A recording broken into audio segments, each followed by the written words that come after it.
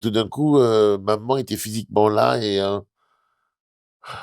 je je pense beaucoup souvent là, ce que fait le travail que font les gens à France Alzheimer est extraordinaire.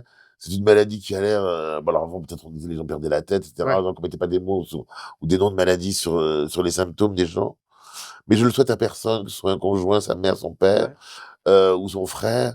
C'est très douloureux parce qu'il s'éloigne malgré tout, Bah, il oui, n'est c'est plus ça. là et j'étais C'est une mort déjà blanche, en fait, hein, souvent ce qu'on oui, dit, ouais. mais souvent je disais quand elle était, là, sur la terre, j'étais déjà orphelin de ma mère, je n'avais plus les C'est conversations. ça, ouais, ouais, ouais, ouais. Elle est là, mais c'est blanc, quoi, il Voilà, y a rien. Ouais. mais vous voyez, on est vrai là pour, cette maladie qui est terrible, qui est la maladie de Charcot, les gens sont enfermés dans complète conscience et enfermés dans leur corps.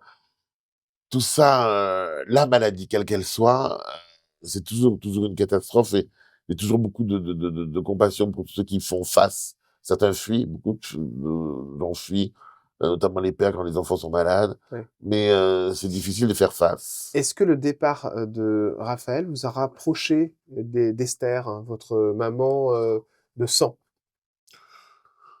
Maman est venue, Esther est venue en France au début de la maladie. Enfin, D'accord, quand, j'ai eu, genre, je ne pouvais plus. C'était plus un soutien moral que logistique, bien qu'elle était là, oui. d'accord.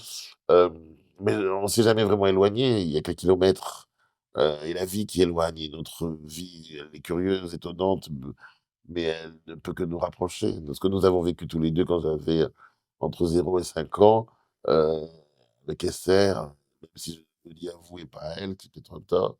C'est absolument extraordinaire. Tous les dimanches, elle venait me voir dans un endroit qu'on appelle un orphelinat et elle venait à pied parce qu'il y avait pas de bus. Enfin, heu, elle m'appelait Magloire quand même. Ouais. Elle m'appelait Magloire.